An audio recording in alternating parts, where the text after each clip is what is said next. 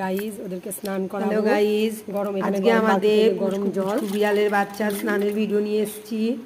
আপনারা কেউ খারাপ মন্তব্য করবেন না। পশু চিকিৎসার কাছে নিয়ে গেছিলাম, ডাক্তারি বলেছে যে ওদের গায়ে পোকা মেডিকাল শ্যাম্পু দিয়ে স্নান করালে চলে যাবে। তো মেডিকাল শ্যাম্পু দিয়ে আমি স্নান করিয়ে যাতে কোনো শরীরে কোনো ইনফেকশন বা কিছু না হয় তার জন্য আবার আমি ডেটল দিয়েও স্নান করিয়েছি। আর এটার মধ্যে এই যে জলটা দিয়ে স্নান করাচ্ছি এটা পুরোটাই গরম, উষ্ণ গরম জল দিয়ে স্নানটা করাচ্ছি। আমি জানি বিড়ালের খুব ঠান্ডা লেগে যায়, ওই জন্য ওদেরকে সবসময় স্নান করানো হয় না। সপ্তাহে 2 দিন, গায়ে এত পোকা হয়েছে ওই জন্য সপ্তাহে 2 দিন করে স্নান করাচ্ছি। তো ভিডিও তো আমি তুলতে পারি না স্নান করানোর সময়, তো অনেক কষ্টে ভিডিওটা তুলেছি। তোমরা দেখো কারা কারা এই সমস্যায় ভুগছে, যে প্রচুর পোকা। আমি ভিডিওটা সুন্দর কষ্ট করে তুলতে পারিনি। তো এই যে ডেটল শ্যাম্পু দিয়ে তাড়াতাড়ি স্নান করি যাতে ঠান্ডাটা না লাগে। এই যে ডেটল জল দিয়ে ধুয়ে তারপর গাটা মুছবো। মোছার পরে দেখবে স্নান করে নিচে সানের মধ্যে অজস্র পোকা। দেখুন গাইস কত পোকা, এবার মুছবো। মুছলে পরে এগুলো মোছার সময় সব পড়ে যাবে পোকাগুলো। গাটা মুছে দিই, ঠান্ডা লেগে যাবে।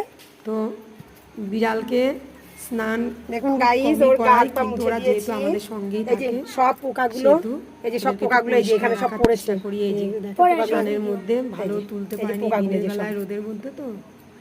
তো এই যে অনেক পোকা পড়েছে নিচে, আর এই যে অনেক এই যে আমাদের হয়ে গেছে, আমাদের রাজপুত্র স্নান হয়ে গেছে। আমাদের রাজপুত্রের এই যে গাইস দেখুন কত পোকা, যে নিয়ে একটুখানি ফ্রেশ হয়নি। চলো একটুখানি ফ্রেশ হয়ে খাওয়া যাচ্ছে না। যাই হোক, আপনারা কেউ খারাপ মন্তব্য বা খারাপ কমেন্ট বা কিছু করবেন না। এটা ডাক্তারের বলাতেই এভাবে স্নান করানো হয়েছে। আর যেহেতু ওরা দেখুন গাইস জল দিয়েছি, কোথায় পালিয়ে গেছে। সেটা পরিষ্কার রাখাটা দরকার।